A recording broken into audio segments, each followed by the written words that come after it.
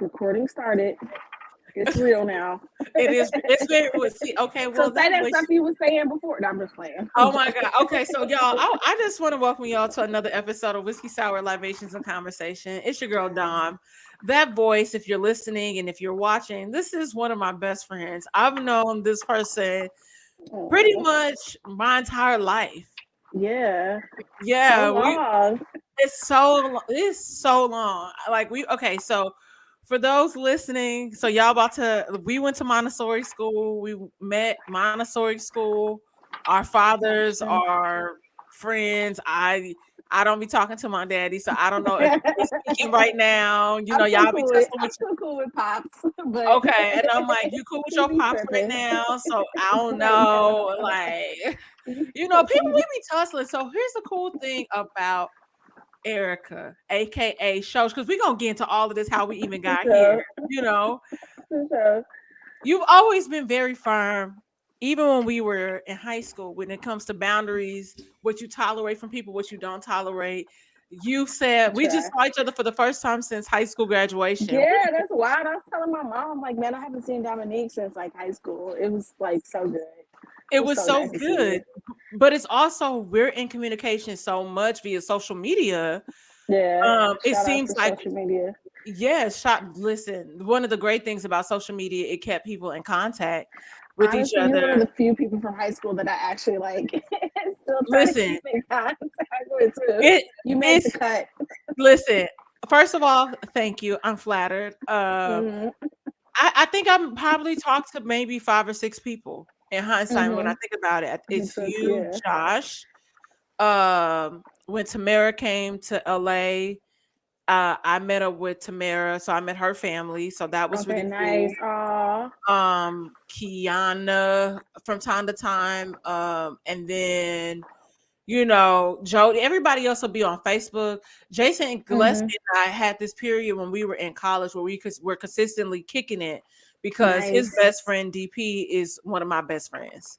Mm-hmm. So that's how I keep up with Jason Gillespie. So Nice. yeah, but Yeah, that's he's pretty much doing big things in St. Louis. Everybody, it's beautiful though to see like everybody's doing their thing. So like I pretty much keep up with a lot of people through Facebook. Like I don't like be chatting with them, but I just be like, okay, I see you posted a picture of you and your kids. That's so cute, or this update and stuff like that. But like yeah. people I actually like interact with, like you. I'm trying to think of Y- who else. Like not too many people. Like I haven't talked to Josh in forever, but I always love Josh. That's for life. Like we don't have to. I might not see it for 10 years, and it'll just be like no time is fast. Like that's my guy.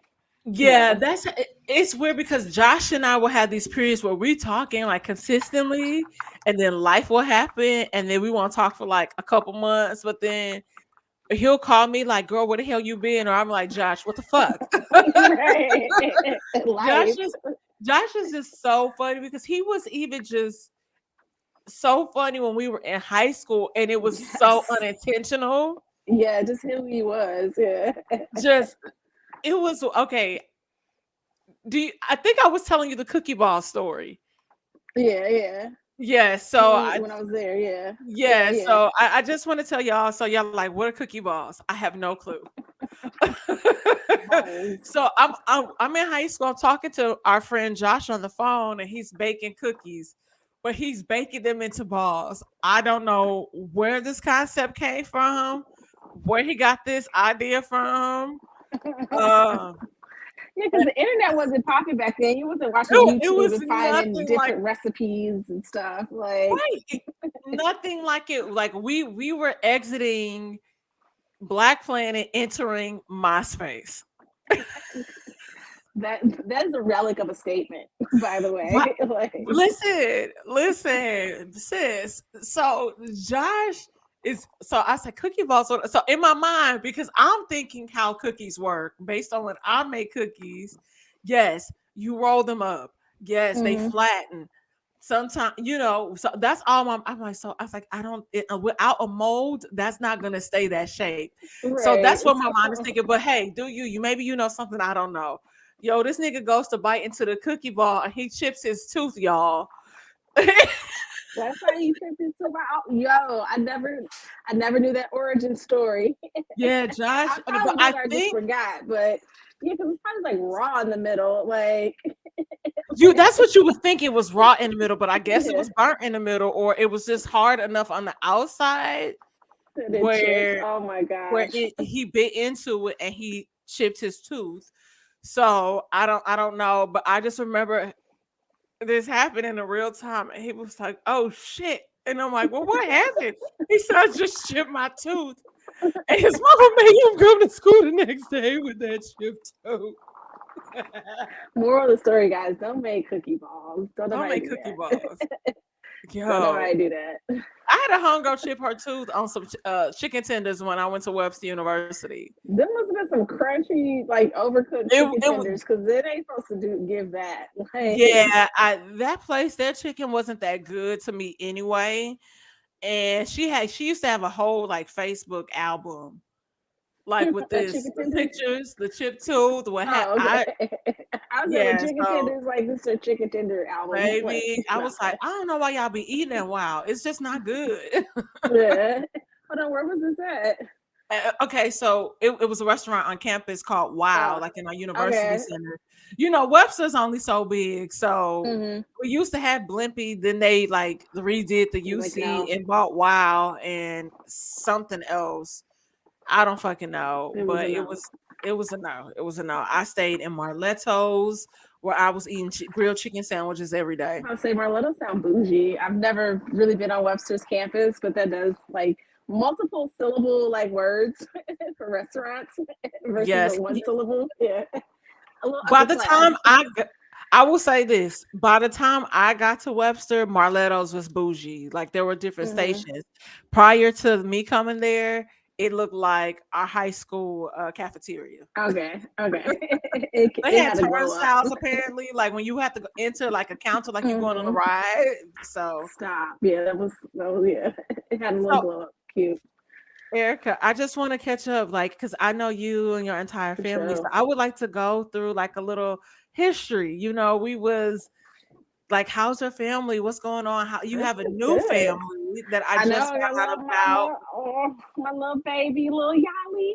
My little Yes. girl Yael. So she's 8 months now. It's wow. Like time has like flown by. I feel like I literally just birthed her like last week. Like when people say the time flies, like it literally like it's crazy how fast it flies. So I'm like trying the best I can to be present right now. But she's such an adorable baby. She's a little under the weather now. But she'll get better. We're just giving her extra cuddles, nursing Oh, her extra and stuff like that, doing whatever she needs. But yeah, like she's such a good baby. Like I feel like God, like He knew how much I can handle. Like she's not like an overwhelming baby or like she doesn't cry too much. She's pretty chill and stuff like that. So I'm like, you knew God, because if I had like one of those colicky babies, like I probably would have had like a really really tough like postpartum like depressive mode and stuff like that. But like she's just a happy baby. Like when you met her, you saw her like she's yeah. good. She's good. She's So so pretty. She's so cute. yeah, she's my little doll baby. Yeah, She all right. Yeah, is. she's a sweetheart. So, but yeah, she's good vibes. I mean, that's really like what my past year has been like about. Like before I had her, just like getting into like the motherhood mode, like preparing myself to have a baby, like give birth, and then now just like still like just discovering myself, discovering all the new stages that she brings and stuff like that, and yeah, discovering who I am in this new like stage of my life, which is it's actually pretty cool. Like I enjoy it. Like there's certain things that are challenging for sure. I'm not gonna like front like motherhood just like all around amazing, because it's not. But like, I'm not saying it's horrible. I'm not like a doom and gloom person. I'm not being pessimistic, but realistically, there are challenges and stuff like that. And you definitely, there's struggles, especially to put yourself first, because you want to put your baby first. Like, if you don't, like, you're a weird girl. If you like, if you don't want to put your like, if you don't at least want it, I'm not saying you have to do it, but like for real, like just honestly, like you have to prioritize yourself. Like I've heard this phrase multiple times, like you can't fill from an empty cup, and that is so true. And I've like really started to grasp that. Like now that I'm a mother, like before, like I definitely was always been like a giver, like kind of a people pleaser, want to make other people happy. And I realized that like if I'm exhausted, I don't take care of myself. Like I can't. I can't give to her. I can't take care of her and stuff like that. So trying to do that in a healthy way to prioritize yourself and have balance and stuff. But it's been good. It's been an interesting year. It's been definitely an interesting, very rewarding and fulfilling, but also challenging. Past 8 months and stuff. So it's been good. Yeah. So yeah. My family, where we start, everybody doing their thing. Like, Oh it's my a lot of gosh. us. So, like, it's going to be a minute for me to give all these updates. Like, let me start from the top. Kenny's in New York doing his thing. Cute. Like, working at a 5-star hotel, as always. Kenny only the best of the best for young Kenny. So, he's doing his Hold on. thing. So did I just want to say with Kenny real quick, and also your mic is doing something weird. I want to point that Oh, out. maybe I should put my other headphones on because these AirPods, they're not AirPod working. always, I feel like for the most part, people when they try I to hate use the AirPods. AirPods, it's They like, whack. It don't yeah, work. It's like I wish Steve was still around because Steve would have made sure these AirPods was the best thing on the market. But Apple right now is baby. just is a shonda. It's a shame. Let me switch over Oh, to amazing! This is way better. yeah, Way because they're better. not So sorry guys. I hope you can hear that pass. Yeah, I was 10 like, oh, minutes she's of talking. me I'm gonna talking. get it when she stops. Yeah. So briefly, really quick before, and you, like I said, you don't have to. We don't have to say that. I want to talk about Kenny because Kenny and Yes. I worked together briefly. When? Where? Oh, when I managed at Lucky Brand for a week. Oh wow. So That was I a lot. think Was that he at was. the Galleria? No, we worked Or at Frontenac, okay. or as the people in St. Louis say, Frontenac. Um, we worked together for like a week, and Kenny had put his notice in. So I think I was coming in as it was like his last week.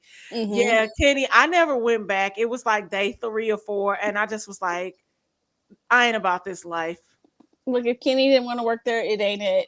Kenny will Yeah. quit on the dime. Like Kenny be like, you know what? I just walked in there and I didn't feel good vibes, so I quit. Like I was working there for 2 weeks and nope, it didn't feed me, so nope, not doing it. Like and, Yep. he's unapologetic about. That's one thing I love about him, and I learned from him. He's very unapologetic about if it's not giving what I wanted to give, it's gone. Like he's very much like that, and that people will be like, oh, that's not stable, you need to hold down a job till you get another job. He's like, whatever, I'll be okay, I'll figure it So out. And he always lands on But his feet. here's the difference though. Yes, that works for people that have a hustler mentality. Yeah, I'm not like Everybody not built like that. that. No, me, I'd be like, I'm holding on to this job, like No, yeah, I'm gonna hold on. they Well, gonna have to I'm let me still go.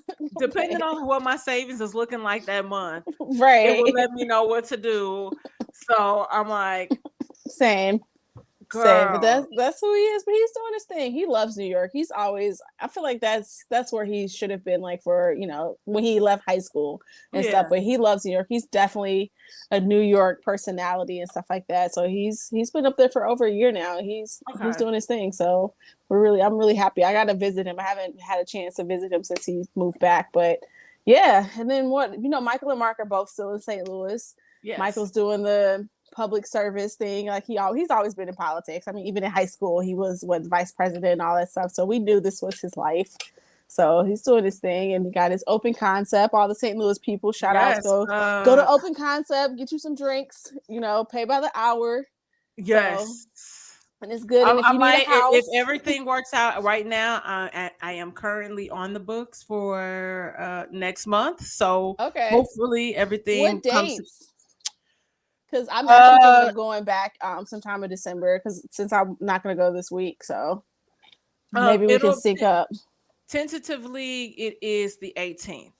Okay. So if everything all systems are confirmed, definitely the 18th. He Okay. said that date was available. I have to give him the menu stuff. I forgot to text him that information today, but yeah, so hopefully it all works out. And yeah, so Okay. You have a little event there? yeah, Oh, well, okay. vicariously through someone else. Okay. But yeah, I don't want to say anything or put any All information right. out I'm there not going that to, it right. is not Exactly. Okay. solidified. Okay. Yeah. Okay. Well, all right. Yeah. As it gets closer, we shall know. Okay. Yes. Cool. That's exciting. That's Yes. exciting. Yeah. So, but his bar's been doing pretty good, man. It's kind of exciting. It's a very different concept on bars and stuff like that. So he's got a lot of press about it, and like I don't know, I'm proud for all my family members. Like everyone's like doing their own thing, like their own niche. Like Mark's doing the real estate thing. He's booming with the real estate. Like it's doing really good in St. Louis right now. Like his company has a lot of good I don't know what do you call it? I feel like I can't think right now. Like, he has a very good reputation in St. Louis, like, and he's doing a lot of good sales. He has a good team and stuff like that, and it's growing. So I'm very happy for them. Because Mark was mean to me, y'all. Mark, since we were children, Mark, I want to go on the record and say this. Don't come at Mark. That's my brother. That's my best friend. I get that. Cool. And y'all looks just like him and your mama. It's so funny. I was like, so did Mark have this baby? Like, what the hell? Yo. Mark will be so mean to me. And then so mind you, okay, so I transfer into our high school. So Erica and I have known each other. I'm serious. Since elementary school, right? We went to the same elementary school, parted ways. Then high school, I transferred to Parkway North. I go to my math class. Who's in my fucking math class? Mark Butler. Who is being annoying to me? Mark Butler. I'm like, I don't understand. He don't be annoying to people he don't like. So obviously he's gonna like you. He's gonna like, try to shoot the breeze with you, talk to you and stuff like that. That's Mark though. He always knew how to, keep a conversation up. Still to this day. So you gotta love it. You have to love it. Mark's who he is, man. That's like one of my best. That probably is my best friends. Like one of my closest friends. We talk like literally like every other day and stuff. Aww. So yeah, that's my boo. You can't say nothing bad about Mark because I'm gonna come for you. That's my boo. And I have words for you for Mark. He said, "Why you stabbed him up when y'all was in LA?" Speaking of Mark was mean to you. Why you mean to Mark? No, because I have gonna put you on a podcast. No. Okay, first of all, Mark, clear the air. Okay. First of all, when you told me you was coming, I already knew I had something going on, and then I invited you somewhere. And I think something happened with your flight, so it wasn't a me problem. It was a airline problem. So that had nothing to do with me. But I feel like low-key there was no follow-up. I know. He said you ghosted him. He said you didn't do the follow-up. Well, I don't know. I ain't seen the screenshots of the text, so I don't know. So I don't. I'm just gossiping. To be honest with you, that's all. Let's talk about. Y'all, okay, so it's also, a lot. Right. It's a lot. We just, you know what? Let's move on. Right. Who else? Well, then, right. Let's move on. We're gonna get into our subject. Right. No. Daniel's in Salt Lake City. He's doing his thing. My sister Ardez is in St. Louis. She's a teacher. Ranisi is a teacher. No, she's not a teacher. She's in nursing, like in St. Louis. And then John Jalen is the girl. And I have to catch myself. Okay, so. Jalen is one of the hottest producers out here, you guys. Like artist. I ain't even okay. Now, if you show this, now John, I'll be having a hard time because I be wanting to call him John in real life, and I remember his original name, Jay West, from the MySpace days. Oh, snaps! Right, way back, way back, and then we're gonna get into your business. I feel like yes, Travis Scott bit his style. Yeah, you think Travis Scott bit his style? That's interesting. Well, I want to tell him that after we record this. Oh, don't tell him that. I don't. We're souping up his head. I soup up all my family members' heads. Yeah, they deserve it. So really we're the style, the cadence, the delivery, and I was just like, it's certain things. Low-key, John is a legend. Jay is a legend in the industry. Yes. If you really look at his career and break it down, and he created like a top 10 hit, not even, I'm not saying not trying, but he created like Akon's biggest hit pretty much. Yes. He created a lot of different sounds, and even his sound right now is like a very signature sound and stuff like that I don't feel like a lot of other artists are doing, but he's a legendary. If you think about he was on Scream and Shout. He did a lot of hits back in the day that people just don't know about. People don't know because he's so humble. He's just so humble. Yeah. He's not that type of person that'll go on Twitter, go on Instagram, or go on social media and like, try to like scream out all his accomplishments. Like, oh, y'all need to, Yeah. like he don't need that. He does it for love of the music. It comes from a really genuine place, and that's why who he is, and that's why he has the success and has been able to recreate himself and still be successful and stuff. So shout out. I still love Summer's Over. Like that EP. The EP is so good. I still be banging it. Like, did you listen to the new album? The new album is cold. I did, because he has a song with 7th Streeter, of course. That's one of my favorite. That's that and Let Go, my favorite 2 songs. I'm a huge 7th Streeter fan. Okay. I love 7th Streeter. He also it's something happen. I'm telling you, like every time I get mad at I was like, my love ain't for sale no more. Right? He's like, what? I'm like, nothing. Never mind.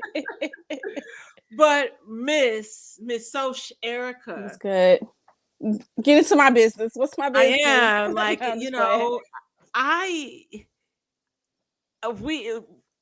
we said, you didn't talk it up. People gonna think it's not as interesting as you're making it seem. Like, no, because it is, especially in the there's climate. No tea, guys. There's no tea. First of all, there is tea because Erica. So listen, prom night.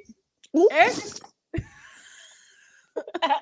Now, let me be a little tea. And I'm still trying to find that man's picture so I can prove to you who this guy was. Okay, so first of all, I went to prom by myself. But Erica goes to prom with somebody that was madly in love with her. I would say madly in love, but he had a crush. Let me embellish. Okay.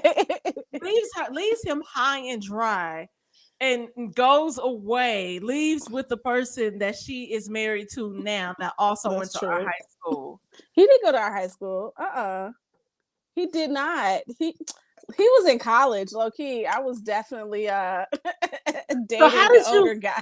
How did I meet this guy? How did I meet him? So I met him when I was I used to be a lifeguard at Aquaport, and he came to Aquaport with his family. And like I G down on him. Like I saw him, he came up to me, started talking, and I was like, you should just take down my number and call me sometime. And like, you know what? I was so unstable back then too, because like I gave my number and my phone got cut off that week. So he calling me and my phone number is off. And then I think he tried like 2 times or something like that, 2 or 3 times. And like my phone got cut back on. So then we started talking. But he's like, the first time I called you, it was like disconnected. And he's like, why would she give me the wrong number if she gave me her number? Like, so I started off on a bad foot, but no, he didn't go to high school with us. But I did. He went to high school with us. No, cool. He didn't. But like I dated him. Like we talked throughout my senior year in high school. Okay. And I did not know Tyrone liked me like that. If Tyrone would have made it be known earlier in that year, some point in time in that year, because he would always Tyrone treated me like Mark treated you. Like he would always make fun of me in class. We would always be jonesing on each other and stuff like that. So what you're saying is that Mark liked me and just didn't know how to say You're a beautiful lady. Who wouldn't like you? Okay, period. Like probably half that school liked you and wanted to date you and stuff. That's not true. Guys, I'm very flattered that my friend is giving me these things, but that's not true. I'm just saying, like, you definitely were top 10 in the school because, but anyway. So he never made it known he really had a crush on me. And like when he asked me out, it was like very like nonchalant. So I was like, okay, yeah, let's go. Like, okay.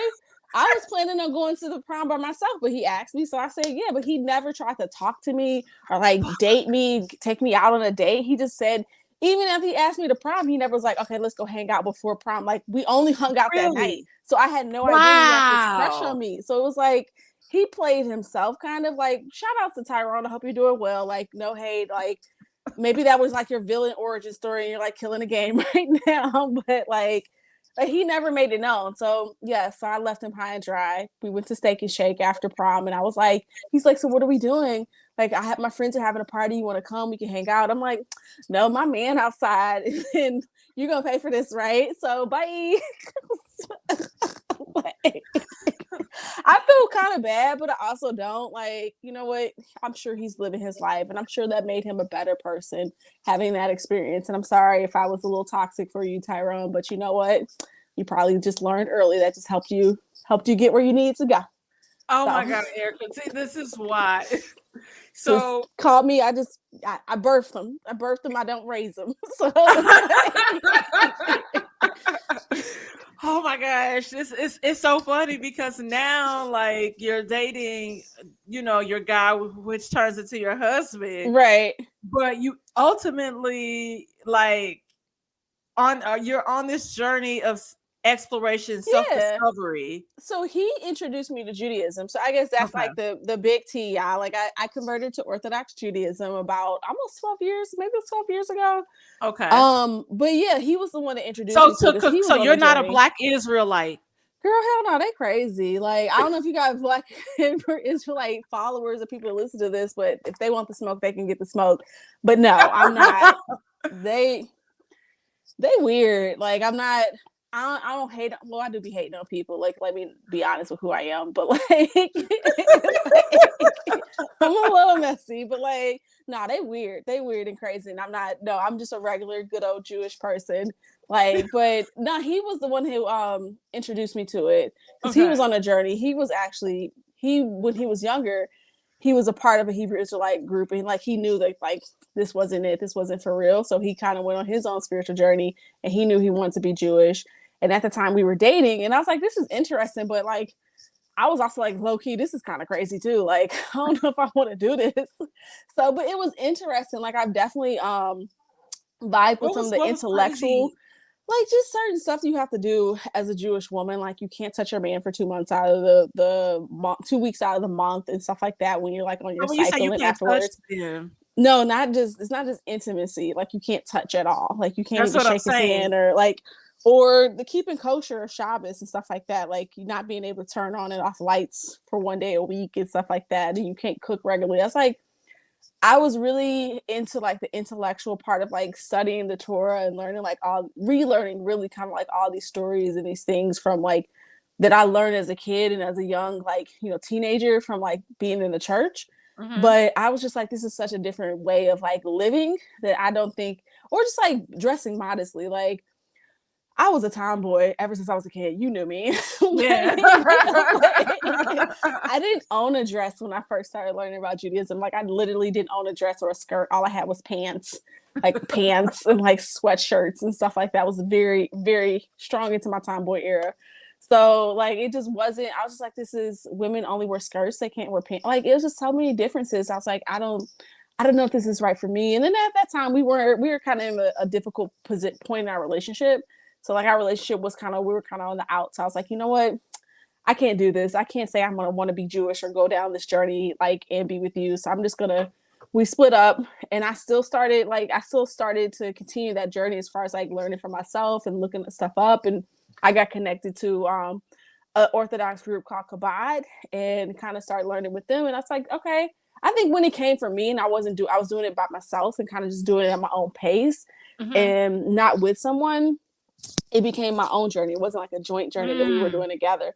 It was something I was doing for myself, and I could, choose not to do something or choose to go at my own pace and stuff. And I think that was really what was empowering that made me be like, okay, these are the things I like about it. These are the things I find interesting. So I'm gonna dive a little bit deeper into those pieces and these other pieces. Okay. If I really want to be Jewish, if I really want to go down this route, like I'll take my time with it. But I knew when I started dressing like modestly and like I had like skirts and I looked up in my closet and had like 5 skirts. I'm like, okay, I think I can do this now. Like, I'm like, okay.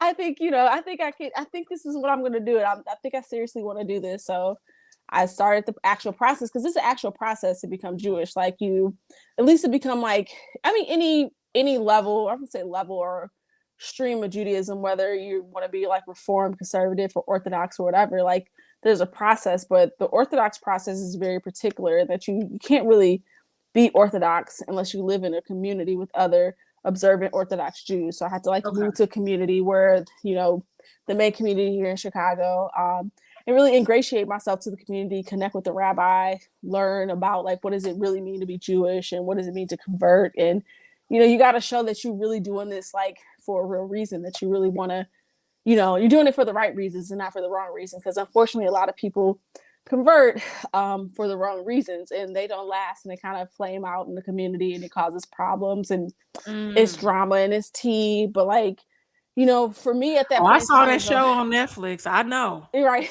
That show wasn't super accurate, but like, like that's a whole other thing.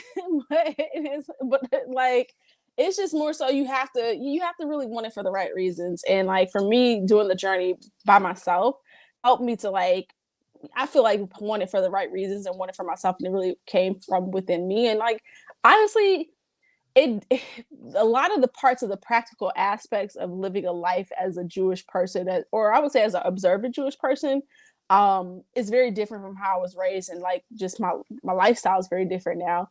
Okay. But the aspect of wanting to live your life in a godly manner, in a way that you're connecting with godliness in everything you do, was kind of something that, like, I don't know, I feel like part of that, I was raised like that. Like, we were definitely always in the church growing up, and we were definitely always like ingrained in us that like you're living a life in service of God. Like that's what you're supposed to be doing. So How is that piece. your dad? I'm sorry, your dad is a pastor, right? Or a Yeah, deacon? I don't think he doesn't have his own place now, but he used to be a Okay. pastor, but he's Okay. still a minister for sure. He's a minister Okay. at somebody else's church right now. But Okay.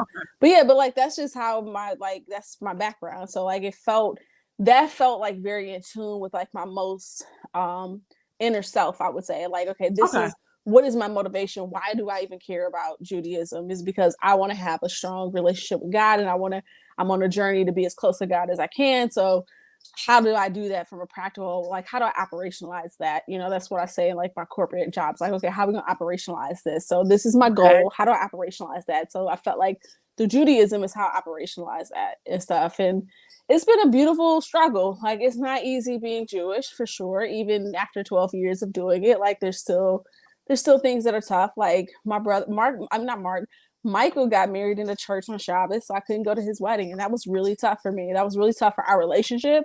That was tough for me personally because I really wanted to be there, but I couldn't be there because you're not supposed to go into a church, and you can't really do something like that on the Sabbath day. So that was tough. But like, it's also, for So me, can you like, explain the Sabbath day to me and the listener? Like, what oh, is the okay, yeah. Sabbath? So the Yeah. Sabbath day is the day of rest. So biblically, in the Bible, it said God created the world in 6 days, and on the end of the sixth day, on the seventh day, He rested. So So that He would be rest. Saturday, No, Sunday, it would be Saturday because Saturday. the Okay. week Okay. starts on Sunday. Okay. Okay. Yeah, Sunday, Monday.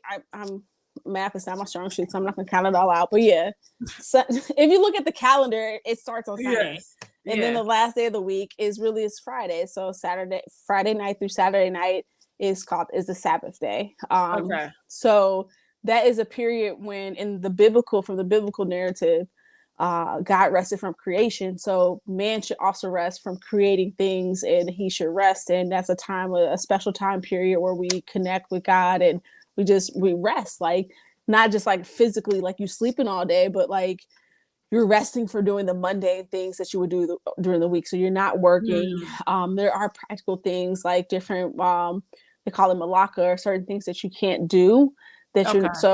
but it's really about disconnecting from the world, disconnecting from the week, and connecting back in with God. And it's a certain Okay. way you do it. So there definitely is a lot of different laws of what you can and can't do. But the goal is to connect to the higher self, the higher purpose, God Okay. and stuff like that. So you spend a lot of time, like the men, they go to the synagogue and pray. Women can go to. You have nice meals where you connect with other people, Okay. connect with your family. You're supposed to learn on that day. You're supposed to rest too, take your time, rest. But it's supposed to be a joyful thing. And it's really a beautiful gift. I feel like I wish people who weren't Jewish could find a way to enjoy something like that within their week, because it's such a rejuvenating thing to know that like every week I have a Yeah. day where I re-energize myself. Yeah. I feel like right now it's so big in like social media to do like your Sunday reset and stuff like that. Like that's kind of what Shabbos is from a spiritual perspective. It's like a reset. Yes. You reset yourself, and this is what I'm doing it for, versus like always being in the rat race trying to, work, work, work, and life. Like, nah, we slowing down. So it's good. Yeah, no, I think that's funny you bring that up because on the weekends, I have my business, and so I've been trying to like buckle down and become more focused. So on my weekends, I'm working in the sense of like creating like my candles and all that stuff.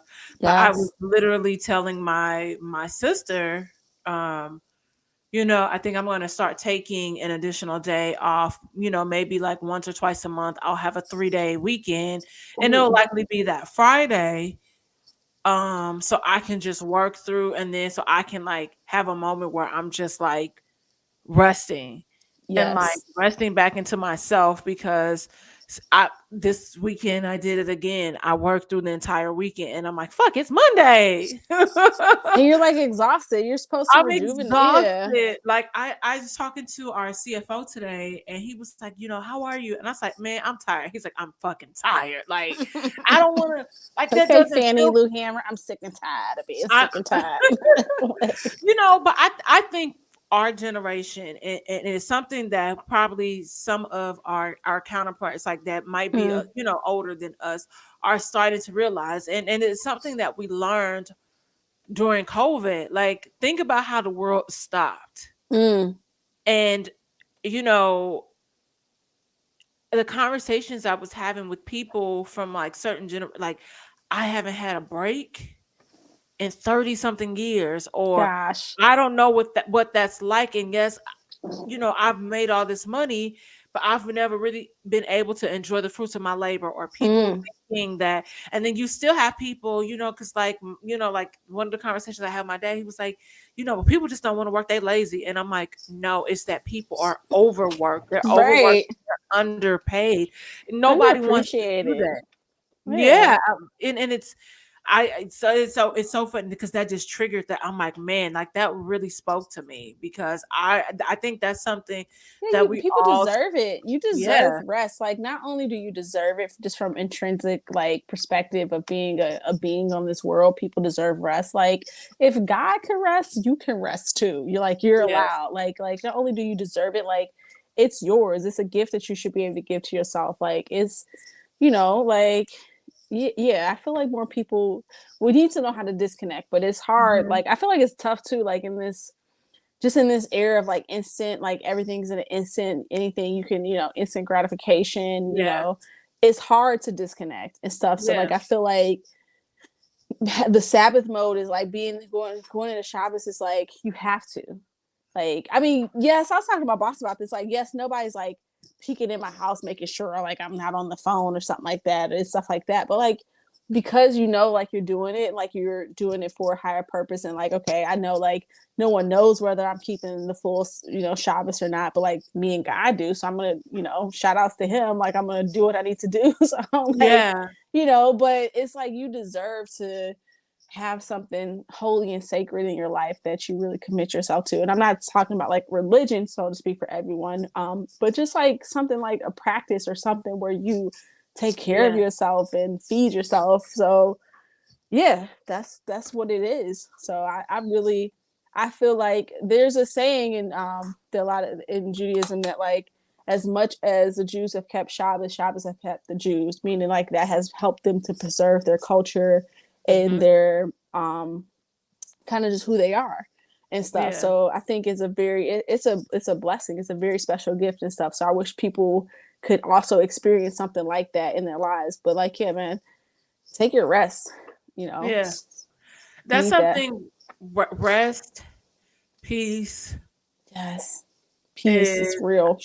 peace is real and happiness it's just I Mm, was saying this last week just these are luxuries that we all can afford right yeah, I honestly I feel like if we're using like language like they're not luxuries, they're yeah birthrights.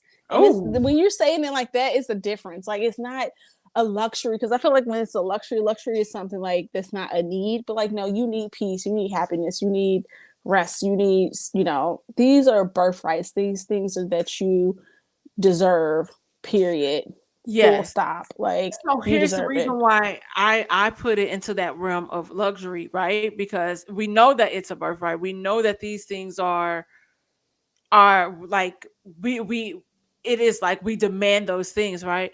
But Mm-hmm. then the rigmarole of the day in and out, like you said, of the rat race that happens to Yeah. people, there's this conditioning that happens to us where it's like those things are kind of like, oh, that's a no-no, like it's frowned upon. And so Right.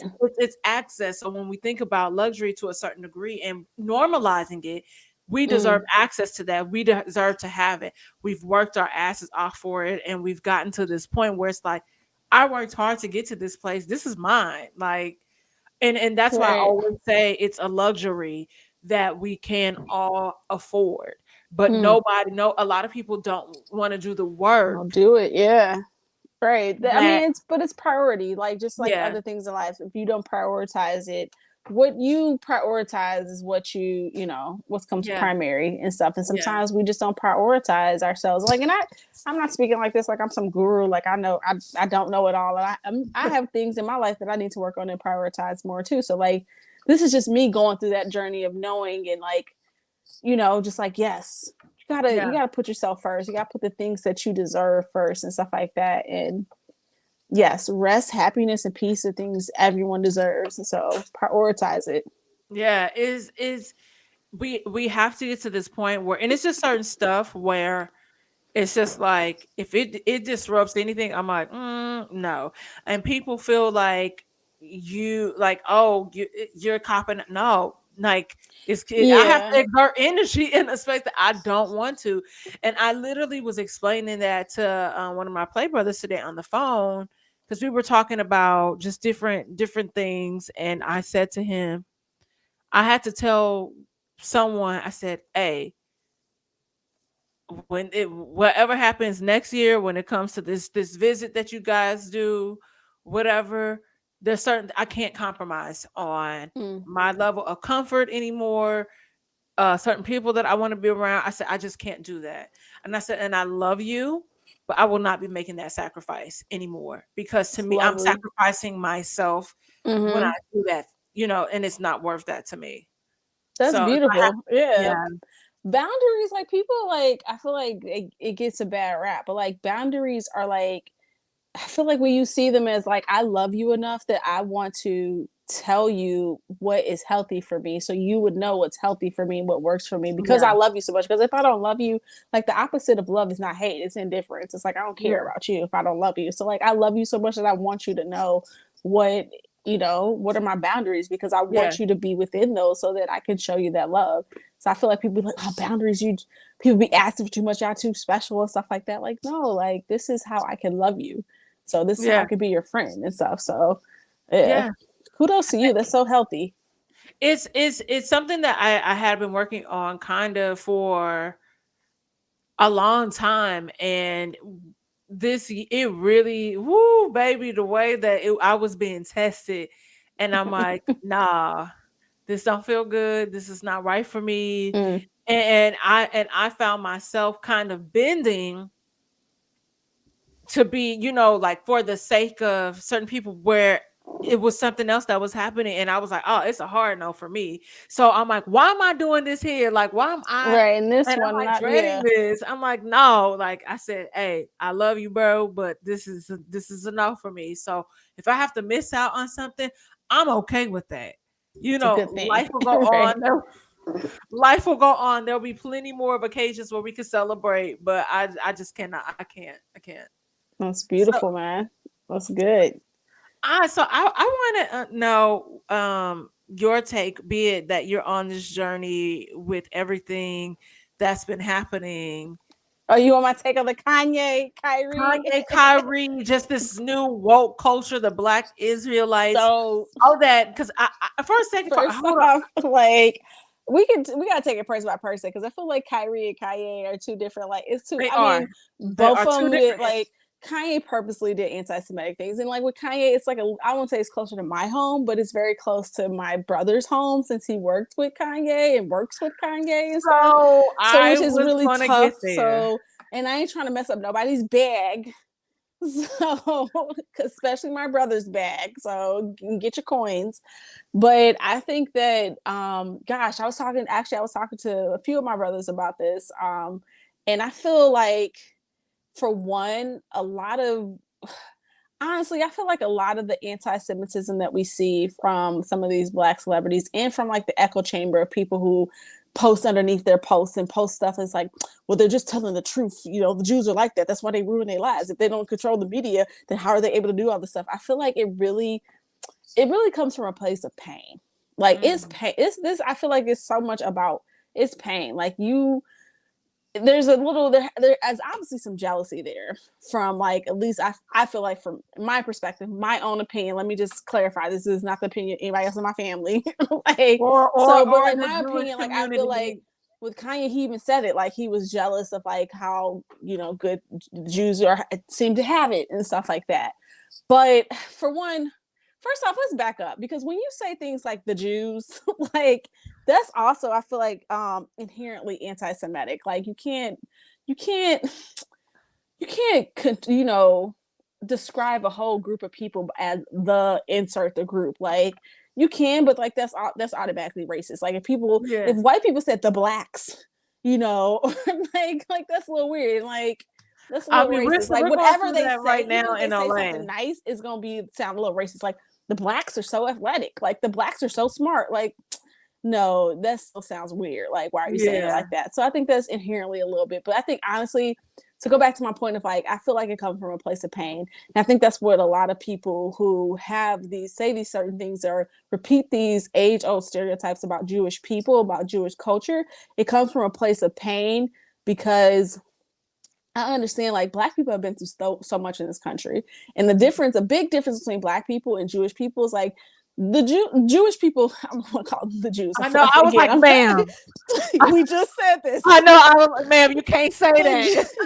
Jewish people left Egypt. They left the place where they were slaves. Just think about that. They left Egypt so long ago. Black people ain't never left their Egypt. Black people are still literally Black people are walking across the same land that they ancestors were beaten to death on and enslaved and sold as cattle and stuff. Like we're literally on that same land if you live in the South or in the North, wherever you are in America. Yeah. Like somebody indigenous has suffered in that area, for the most part. And so it's so much pain. And I feel like when there's so much pain and you don't deal with it from a healing perspective, if I want to heal my pain, like it comes out when you're hurting others. Hurt people hurt people. That's, a Yeah. famous phrase that we hear a lot. And so I Yeah. feel like that's where a lot of it comes from. It comes from a place of pain and unprioritized healing. Like you haven't healed yourself, because if you were about healing yourself and about positivity, you wouldn't have no energy to talk negative about anyone else, because you would just be Yeah. so deep into your bag, into what you need to do for yourself and trying to heal your people, that wouldn't matter about all that stuff. So I I think that's think one piece of it. I think one of the things too that happens too is that, I mean, with the conversation regarding, I always tell people, I'm like, okay, look at the history of the world, or if we go based on the creation, or if you believe in evolution. Mm-hmm. I tell people, I'm like, it all stems back from Africa, right? So you have to think about, I understand what you're saying when people say, well, black people, they're the original Jews. I'm like, okay, I hear you. But I'm like, with that being said, I'm like, But I'm like, they're, no, it's like not even like from a historical standpoint can people be like that also too. Like, I mean, again, I'm not gonna have no Hebrew Israelites coming onto my Instagram and my social medias trying to troll me, but I don't care because I don't even block nobody. I just don't care. Erica. But like my thing is that honestly, if you learn about like the history of Jewish people, like they Jewish people are Middle Eastern. They came from the Middle East. Like there was no all of life. You could say all of life came from Africa. 100% true. That's Yeah. true. That's not we not can't make that up. That's science. Like whatever. But like the Jewish people, even if you're taking the biblical origin, or even if you're taking like we're doing this based on the study of archaeology and the study of civilizations and history, and when people start to identify as Jewish people versus when other cultures started or other civilizations started to recognize or put in their ancient writings about Jewish people, about people from that region. Like they wasn't talking about African people and people from, you know, Africa. It was a Middle Eastern civilization, a Middle Eastern group of people. So like, no, that's not. I just don't. I think that's a little inaccurate. But a lot of that comes from, unfortunately, a lot of misinformation, and it's like a lot of misinformation from these African Hebrew Israelites who, like it's just they're a little weird. Like I'm not gonna. This is not gonna be like a hate on African Hebrew Israelite like movement day. Like we're not gonna do that podcast. But like it's a lot of misinformation and the stuff that they be spewing, and a lot of stuff they be spewing is hateful, misogynistic too. Well, Very I was gonna misogynistic, get there. like Well, here's the anti-Semitic issue, hateful stuff. Erica. People don't read. You know, we just No. and that's what it really boils down to, because when you understand, like when we think about like religion and organized religion as a whole, Mm-hmm. and especially when it comes to like Christianity and you know different, and yes, this has existed throughout different regions of the world, but in hindsight, when you really think about like the origin and things how, because like think about a sentence in any book. Mm-hmm. We've experienced this in English class, where what did you think this meant? Right. And then you can interpret it one way, and I can interpret it something completely different. Yes. Yeah, that's life. That's two people. That's telephone. Like like we playing the game of Yeah, telephone as a kid. Like, yeah, everyone sees things differently. But I think I just have a real bad issue with people who say that like Jewish people aren't the real Jewish people and that black people are the real Jewish people. Now, if we go from for one, Jewish people are not a monolith as far as like their culture. There are Jewish yeah, people from all over the world. yeah, Like almost every country in every culture, like every part of the world has had a Jewish like group of people there. Like so, yeah, I think you're discounting all the Sephardic Jewish people. When you're saying black people are the real, you're discounting Ethiopian Jews, which yeah, have like an actual DNA linkage to being Jewish. Now, I will say this, that there is truth that there are a lot of people who have Jewish DNA who aren't necessarily Ashkenazi European Jewish people. For sure, no. right, There's a whole separate group of people who are not Ashkenazi Jews, which they can be white passing. Ashkenazi Jews can be white passing. We'll just put that out there. But you're discounting everyone else. And then two, just because you have Jewish DNA or Jewish linkage doesn't make you from the background of like Jewish like law, like it doesn't make you Jewish. Like I was talking to Mark about this. We have Jewish DNA. My grandfather on my mom's side had Jewish DNA. He did DNA tests like before he passed away. He had Jewish DNA. It's like, but that didn't make me Jewish just because we had 2% or whatever his percent of DNA was Jewish. So it is true that like yeah, when the Jews were exiled from Israel back after the Second Temple, they went everywhere. So there's probably a lot yeah, of people in the world who have some DNA linkage or some, ancestry that dates back to just the Hebrews.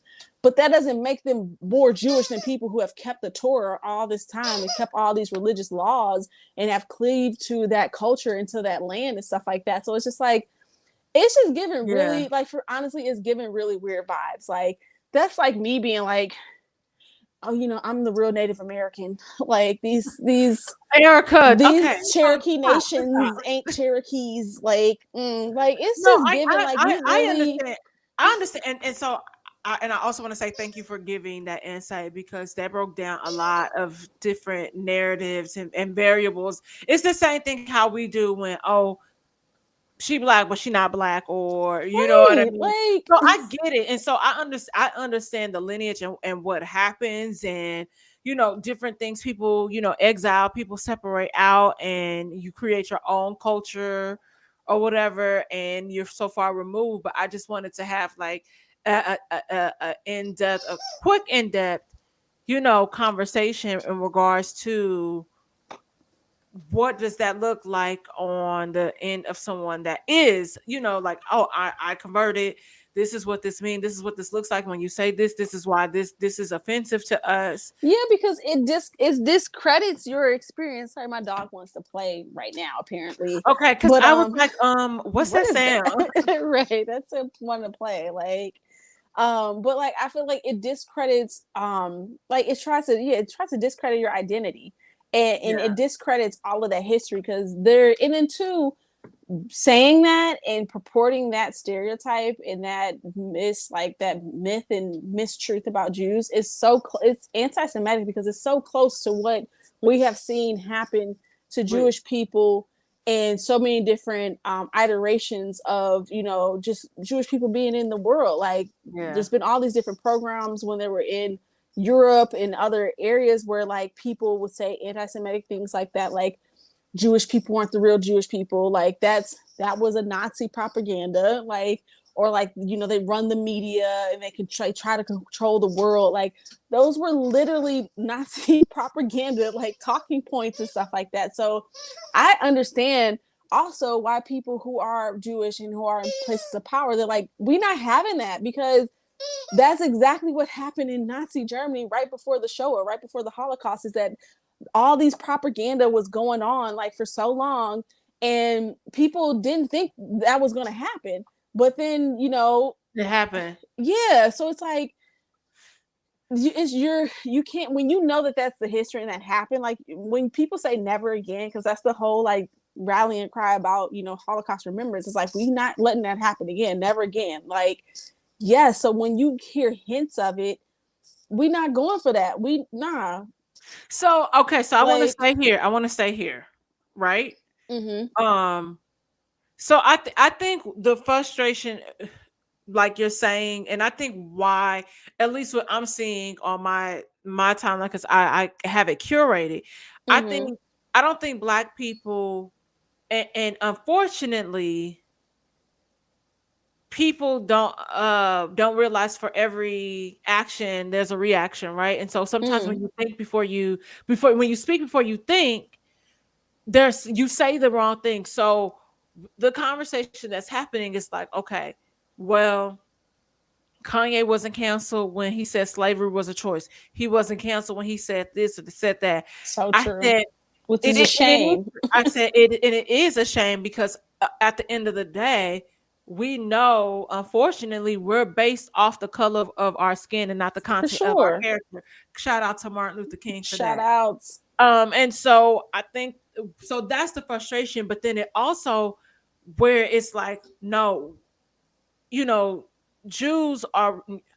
Look at you, what you did. You almost made me say this. Jewish people say Okay, I'm Jewish gonna say this. I'm people. gonna say this Because real I quick. do it too. So it's like No, you gotta it's I unlearn. don't But know if that's a like, Black yeah. thing because a lot of times when we say stuff, Because we we'll be put saying the. whites, them white folks. Yeah, we'll put that because I was like, oh, I'm gonna go to the Ralphs, or and so it's just called Ralphs. Right. Why do I do that? Like, why? Right. It's Black. It's African American vernacular English. Yes. Like, So I think what happens is that we're looking at it on this stance of like a united front from Jewish people, whereas like we're looking at each other and it's like, okay, well, this is fucked up because when certain things or when people say or react to us a certain way, it just gets swept under the rug. But yeah. now there are consequences. Well, okay, When it happens to Jewish people, when because it happens, and I'm like, okay, it's fucked up on both fronts, right? for sure. I'm like, now this person that is Jewish or is on that board, they hold a higher, it's not a higher power. So, but sometimes, Well, we can even, I mean, you can even say they got pulled, but like, yeah, but like in the same way, it's because like unfortunately, like we don't think as, and when I say we, I mean we as the blacks. No, we Rex, Black people. I'm joking.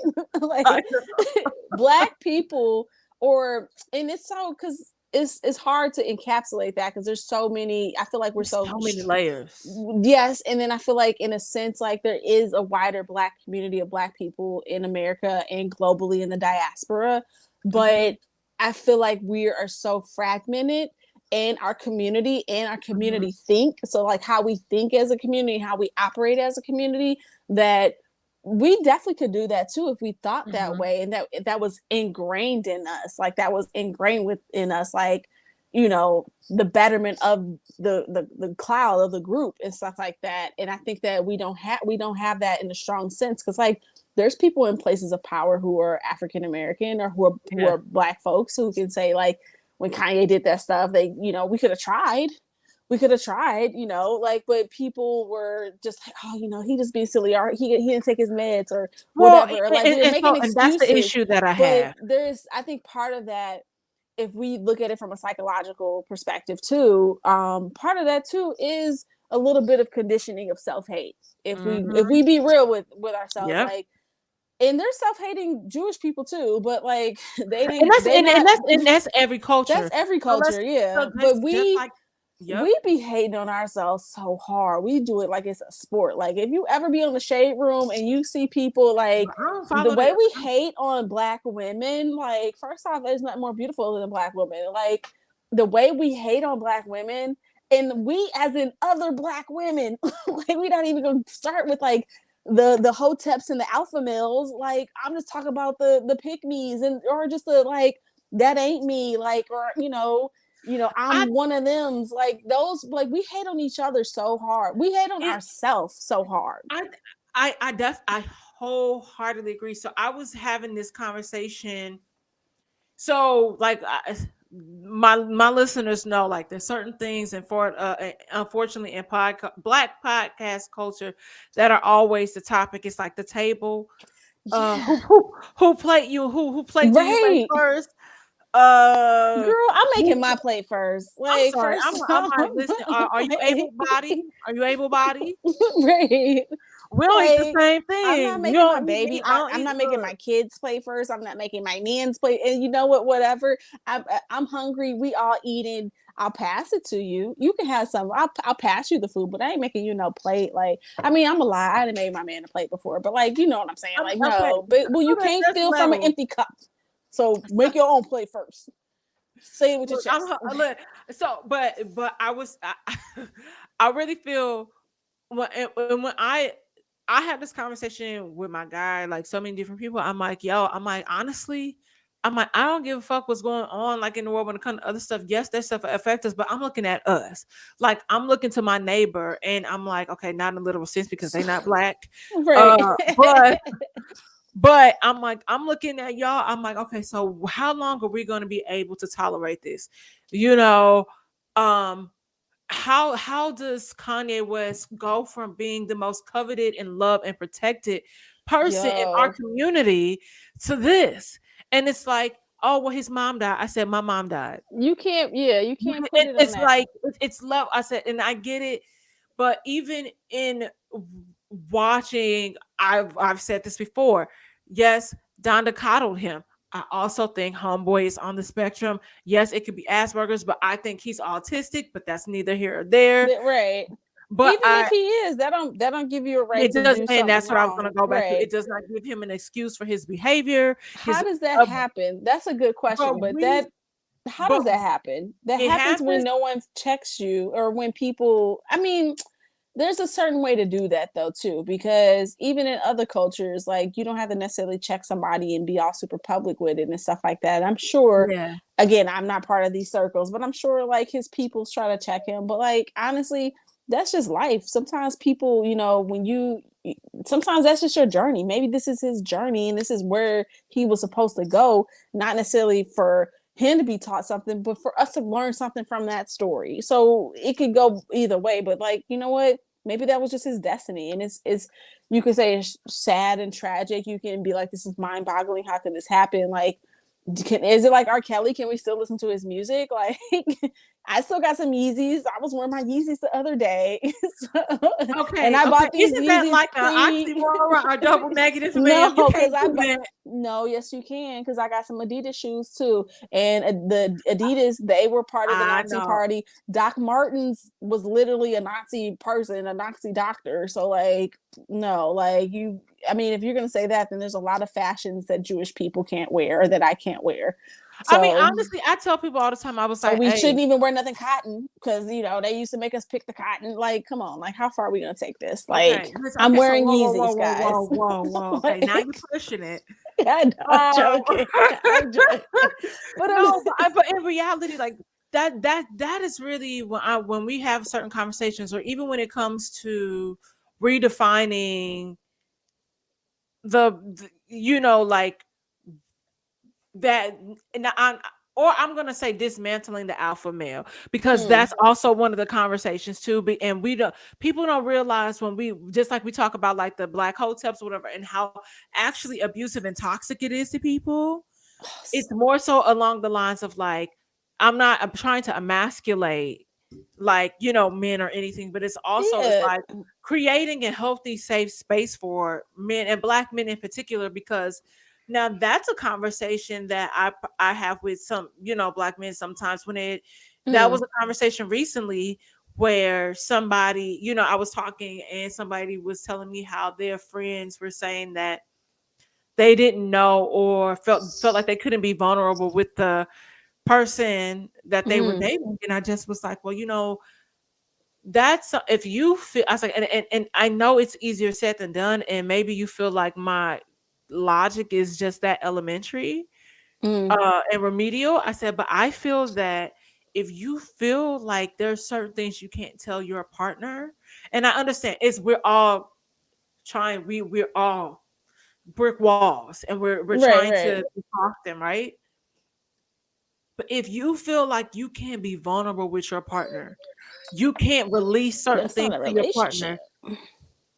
That's what I said. I said, I Maybe don't you think need I to would. reconsider if they're really your partner. Because if you And can't, that's what I yeah, said. And I was like, like, I said, I don't think, I said, well, has this person tried, or are they going based off of previous experiences, which is also, I understand, but not fair to their partner right, right. to do that. And You can't. The past is in the past, but like you learn from the past, but you can't be like, okay, well, I'm not gonna give you. If you're dating somebody, you gotta give somebody a new chance. If you're gonna, like there's just again back to my point earlier. People, when you're in pain and you live in yeah, that pain versus trying to heal that pain, but you're in that pain, like living in it, letting it overtake your life, like yeah, you can't relate and connect, and you can't be a full person because you're in yeah, pain. You can't be who you truly are and stuff. So it comes out in ways like that, like I can't be vulnerable with this person, or I don't trust anybody and stuff like that. But like it's like that's not saying all these people are horrible. That's more a reflection of your pain and where you're at. hmm, And it's kind of tragic that you can't be your full self because you've allowed someone else who that other person ain't hurting. Let's be real. The people who've caused you pain in your life, they're not in pain. no, They love, live life, love, whatever, whatever the three words are. Like they live in their life, not you. yeah. So, And but that also takes us on that journey of healing, and mm, why, whatever therapy looks like to you, whatever. I know we both are I'm very pro therapy for pro sure. therapy. I understand that every person doesn't have access or are able, and that's why I be, Yes. and so that's be my issue with Kanye West. I'm like, bro, you got access. Do you know how many people want to go to therapy or be able to be medicated or get some sort of help, and they don't have the access because they don't have the insurance, or the insurance Mm-hmm. is ass. So I don't Right. feel sorry for you. But you I gotta be just, ready to heal. People, you can have it you all, but have, if you're not yeah. healed, it doesn't matter. You I know. remember at one point I thought Kanye West was so cool, and I'm like, oh, Kanye West, like, I want to be his best friend. Yeah, like Like, everybody wanted to be connected. That was like, come on, like everybody wanted to know Kanye, or just like just to touch the hem of his coat, or whatever. Like not to say like, but for real, girl, like okay, just hold on, to wait, get some Ka- some Octobers or something like that, like just to get one of his girl. shoes. So Like, yeah.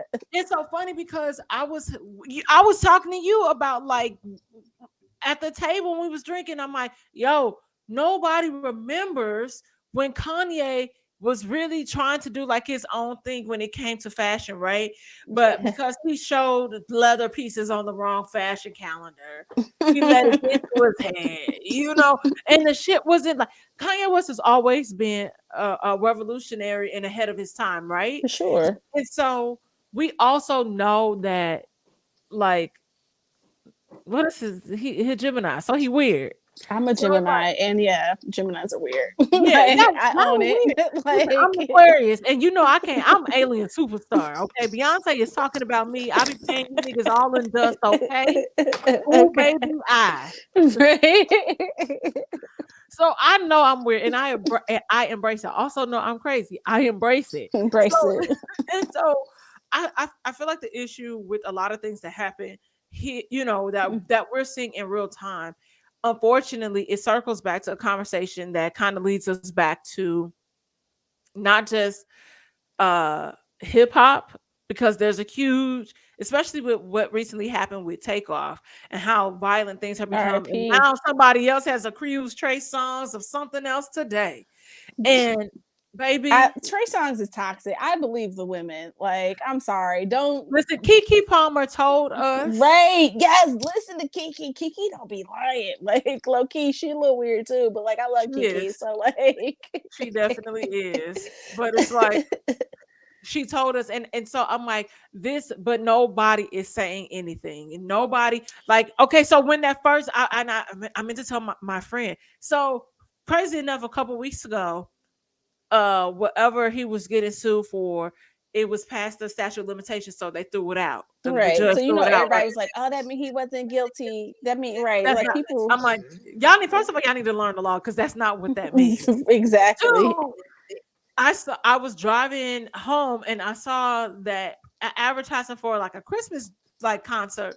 This motherfucker is performing. I said, He "Well, gotta what do get his you checks. know, He gotta pay off the women's. Like he gotta fight all girl?" these cases. Yeah, he gotta keep getting money. He need to And I'm keep like, getting his and how checks.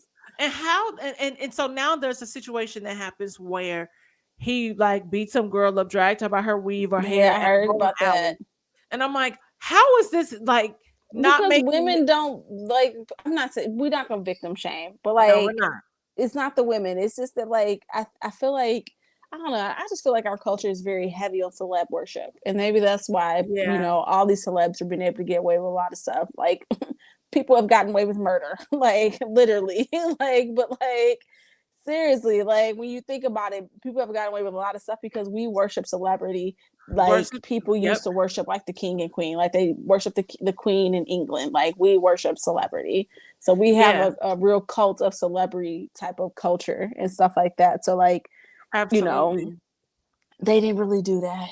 There's still people who be like, R. Kelly didn't do this stuff. It's crazy, especially in Chicago. Some of these people like, I still love R. Kelly. He didn't really do that. We saw Them the girls. I'm tape, like, girl, we have Tina, babe. video. We have video.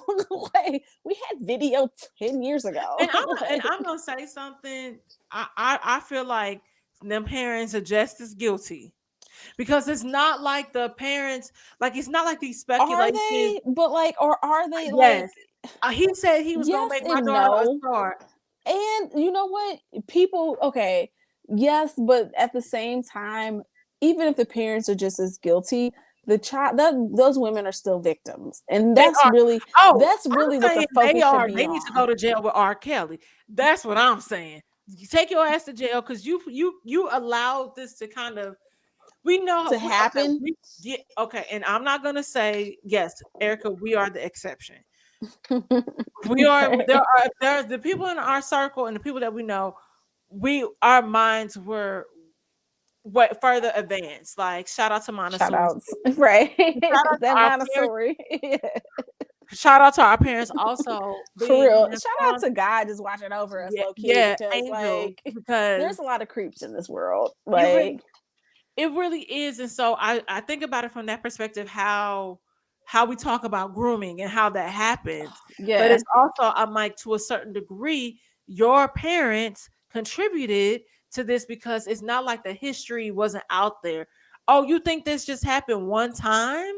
It's just like the Bill Cosby conversation. Yeah, but I It's think too, like people, they might have heard that stuff happened, but like when I think this is the thing that people don't understand about like abusers is that like the person that they are to certain people can be different. So who they mhm, show to one person or one group of people could not be who they are behind closed doors, and who they yeah, are to you could be very different from the person they show to somebody else. So they might have heard all that stuff, but they might have also been like blinded by the bling. They saw this man who had all this money who was probably helping them out. Or made it seem like he was really forwarding these girls' careers and stuff like that. And like, yeah, like I feel like I do always feel a little weird about people who have kids who are like, I don't know. I don't know about like the whole child actor thing, because I have people in my family who have kids who are child actors, like some of my cousins, and they're good people. And I know they're not putting their kids in no weird situations and stuff like that. But like,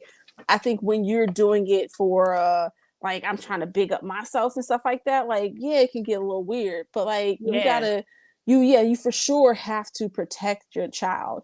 And sometimes that means that your child not going to blow up with this person because you know you have to put them in a good situation. But I do feel that those parents at a certain level could have been bamboozled by this man. Like, you know, so I don't want to place all the blame on the parent or say they share equal blame with a known predator. Like, you know, they weren't like hiring their child out like, yo, pay me $20,000 and you can do whatever you want with her. Like, they wasn't prostituting their own child out, but I think they could have turned a blind eye to some red flags that they saw, because the person he was to them, at least initially, probably was somebody who was very much on the up and up, who was super charismatic. Like R. Kelly was super charismatic, you know, throughout his career. So you have somebody who, you know, they're showing you this face of who they are, this mask of who they are. You don't know, you know. So I think it's tough. But yeah, like it's just I think that's part of just like the kind of the psychology of dealing with people who are abusers and stuff like that. So or predators. So I feel bad for the women, for the parents. I don't feel bad for R. Kelly. Like, so it's just sad. It's a tragedy all around. So but it's like it's as simple as what you said earlier. Hurt people hurt people. For sure. He and was so hurt. But he didn't but choose healing. He chose to cover up his hurt with more pain. So and by giving his pain to other people, so now you got to deal with my pain because now I'm abusing you because I'm in pain. Like, it's weird. And the fact that his ass can't even really, I don't think he understands. He ain't that crazy. He understands. Oh no, he understands. He just can't. We also know he ain't that smart. Well, we know he's not that smart. He just can't read. He's smart. He got to be smart. He made all that music. He just can't read.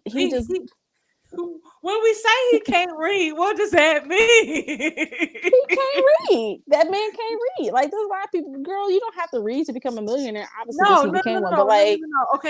think he can read, but it's like what they would consider illiterate, because the average person reads at like a fifth. I don't even think, honestly, it's supposed to be fifth grade, but I don't think it's fifth grade anymore. I think it's like fifth or something like that. Because like I work in healthcare, and like in Medicare, you have to put everything at I think it's either a fifth or fourth grade reading level or something like that, because you can't make it too difficult where people can't read it. So if it's not at that level, like, people can't read it, so you're not allowed to put out stuff that's not at a certain level. So so I think he reads at like maybe like a first or second grade level. He can't read then, girl. Okay, so girl, that's just like open up a newspaper and read it and be like, I understand what this paragraph says. Like, I mean, you know, again, I don't feel sorry for the man. So yeah, I don't feel sorry, but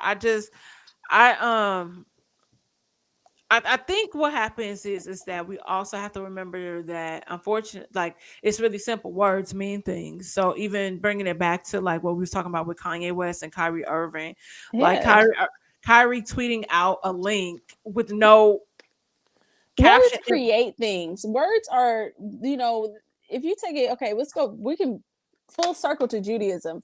In the biblical narrative of creation, God created the world through word, through spoken word. He said, let there be light, and there was light. He said, let there be this and be that. Boom, boom, boom. It happened. So words create worlds. Words create things. So when you say things that are hateful and spiteful or ignorant, you create that in the world. And I think that's part of Kyrie's thing. Like, I don't think Kyrie's anti-Semitic, so to speak. I don't know the man. I ain't never met the man. But I think that when you post something on Twitter and either you didn't watch the movie, so you didn't know what was going on. So you just putting It something was out there 3 hours. is a He didn't watch it. right. Like, and I was about to watch that movie, but then I saw it was like to rent it was $11. I'm like, this is a cash grab. I'm not gonna pay $11 to rent something and $50 to buy it. Like, heck nah. $50 to buy it. Yes, sis, $50 to buy the movie. I'm like, no. I'm like, I'll find the bootleg. Like, I for sure, if I can find a bootleg, I'll watch it. But I'm also mad at Amazon for just allowing people to upload oh shit. no, Apparently, there's so much crazy stuff on Amazon. There's some weird stuff on Amazon. Like that could be a whole episode, like legitimately. But oh, Erica. Okay, I'm gonna idea. have you back. We're gonna do that. Yeah. But I think Look, too, either he didn't watch it at all, so he didn't know, but he knew he thought that was cool. This Hebrews to Negroes, this tagline was cool, or he watched it and he either liked some of it, but he didn't believe the other parts. But even if that was true, it's like if you like some of it but not the other parts, like that's not how the argument of Hebrews to Negroes work. Like it's not like A, B, and C is true, but D, E, and F is not true. Like no, it's A through F. Like that's the whole argument. So you can't piecemeal the argument and then support a whole movie, but saying, "Oh, I only like A through C. This D through F stuff, I ain't with it, but y'all should watch the movie." Like, nah, like, and the stereotypes. So I haven't seen the whole movie, but I seen screenshots of certain stuff in it. It's some very anti-Semitic stuff. Like it's Holocaust denial. It's denying okay, the I identity of don't Jewish understand. people, which is like weird. Like it's just weird. Like how do you deny the Holocaust? Which I think anybody who denies the Holocaust, y'all weird. Like I'm not trying to have an argument with somebody who crazy, who weird. Like we gotta come No, from a that's place of just like okay. reality. The people that do that also say dinosaurs didn't exist. So what are these bones? We gotta come from a place of reality if we're gonna have an interaction. Like that's like people like what didn't Jay-Z have a line like don't argue with the fool because from a distance no one can tell who is who. Like Yeah. no, boo, I'm not trying to do that. My mama used to say, convince a fool against his will, he'll have the same opinion still. Like, we're not Yeah. doing that. If you don't think, if you're so deep into your denial of like facts, like, I'm just He arguing also with a believed crazy the earth is person. flat. So I when he him B.O.B. I'm like, Kyrie, you got away with that because you were talented on the court. Right. But don't And be knowing we your want to role. like But you. then We don't be want to knowing like you. your role and stay in your lane. But I think too, like what he has made those like in some of his interviews, he's like, I know who I am, I know where I'm from. Like I feel like he still hints at like he believes that like black folks are Jews and stuff like. But it's like I just think like So that wait, whole okay. I have a thought question. process. Okay. It's weird. What's up? Okay. So we also just picked apart like okay, A like lot. the different levels of Judaism, right? Mm-hmm. So when you say that you think he believes that black people are Jews, or or are you saying like he thinks that black people were the original Jews? I Because think black people, because we just said he that black had people to can if be he Jews. saw that and he's I don't know like you know what I didn't watch the whole interview but he had this one interview where he wasn't apologizing about the tweet or whatever but he was like he I was don't know basically why the saying nigga like y'all went are to not going to media make day. me seem anti-Semitic but like I know my history and I know where I come from and stuff like that, which is like okay, so are you saying that you believe that black people were Hebrews and then became Negroes? Like is that what you're saying? Because if you're saying that you're still purporting an anti-Semitic trope.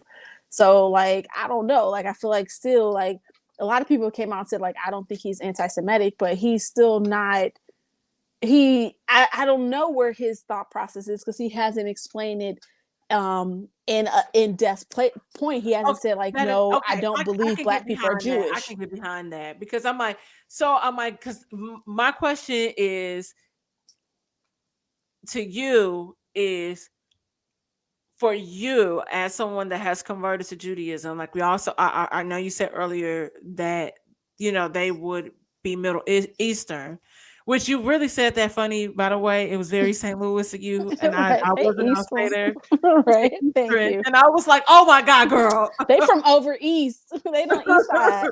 Like But the ill okay, so side. I want to. So okay, so when it goes back to the creation or evolution, Mm-hmm. like yes, we have Israel, I forget where Lucy was found, what part of Africa. Wasn't she found in Ethiopia? I don't know, probably like that area is like called the cradle of civilization. Like that's Yeah. I don't know, honestly, So but could if be. we had one race, I just want to stay here. Yeah. I'm not trolling, but if it was just Troll, do it. You can troll. This is a safe space. if initially it was one race, and we know Mm-hmm. that life was, well, however you look at it, was in Africa. Yeah. What do you? Okay, so when you say that Black people were not the original Jews, like, can you break that down? Because to me, Well, it sounds for one, Jewish people, like the first people weren't Jewish people. Like, the okay. first people in the world weren't Jewish people. Jewish people, okay. So From a okay, so sense of tell me like, when Judaism, okay, let's start there. so Maybe you this if is you a go better from the question. biblical narrative, like Adam and Eve weren't Jewish. They were the first man and women. Like Yes. Abraham was considered the first person to walk with God in the sense that he believed in, and this is the biblical narrative from the Torah, Right. like that believed that there was only one God. He didn't worship multiple gods like his father. He Okay. worshiped one God. But the name Israel in the tribes, the Hebrew tribes, The that didn't happen 7, what, until no, 12? 12. Yeah, that didn't happen Yeah. I until remember his that. grandson, which was Yaakov, which was Jacob. So Yaakov, he in the biblical narrative, he had a quarrel with an angel, and from that quarrel with the angel, they said, "I'm changing your name. You're no longer Jacob. You're Israel now."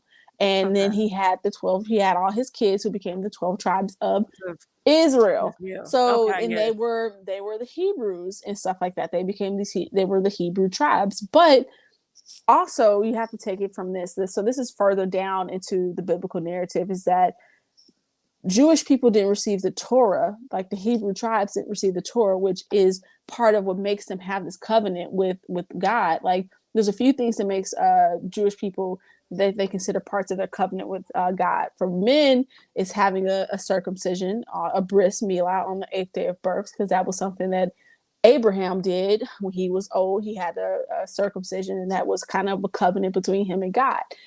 Also, in the Torah, the story comes that after the Hebrews left Egypt, after they were Okay. exodus from Egypt, they went into the wilderness and they received the Torah.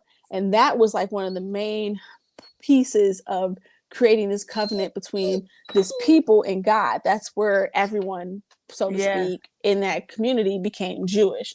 So Okay. then you can Okay. say, okay, well, they after, like, there's different arguments of when were Jewish people, but that's one main historical, from a biblical historical narrative of what makes Jewish people Jewish people.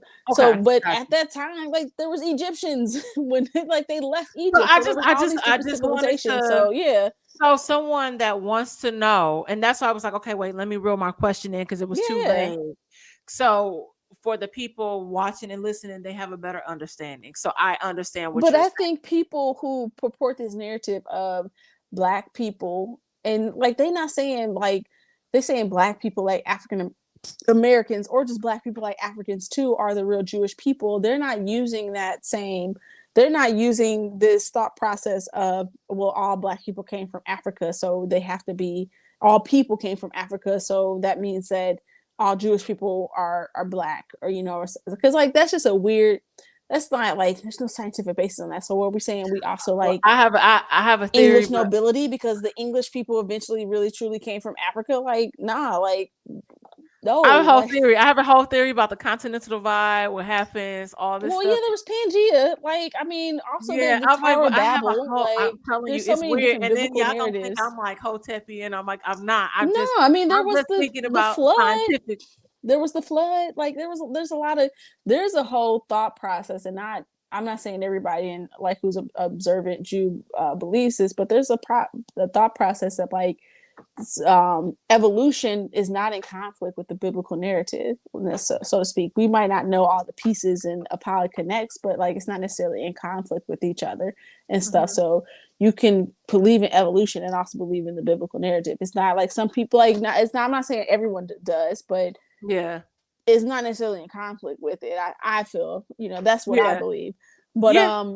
like Like I just I think that's I think like even when it comes to certain aspects, like when we think about how, like think about dogs, like how, and like even how dogs have yeah. evolved. Like dogs used to have that little spoke thing that chickens be having, or That's roosters. crazy. Yeah. Oh yeah, the little thing. Yeah, that the It look little they still have it. Like we had to remove my dog's dew claw because like you have to remove it because he could like injure himself by getting caught on something and stuff like that. So yeah, they still have something like that. It's like a oh, I think it vestigial depends. bone. Yeah, I'm Yeah, it like depends on the dog, but like some yeah, of them I'm still like have it. my so I did not know that. Look at the lesson that I learned today regarding dogs. Yeah. Like I did not know that. It's wild. But like, yeah, but so that's also you gotta take it back to history because like when the like there was two temples, like oh my gosh, hold on a second, because my dog it speaking of dogs, but one second. Every time I'm like in a meeting, especially when I work, he's always like once I start he hears me talk, he wants to be a part of it. So he always gets all the toys that make noise That's and like wants to Kitty play Fury with them. dog. For real. Like so but anyway, like if you think back of when the Jewish people were exiled from the land after the second temple, they Hmm. did go to places in Africa. They Hmm. were there's a historical fact that Jews went to Ethiopia. That's where I got Ethiopian Jews. You got Moroccan Jews. You got Tunisian Jews.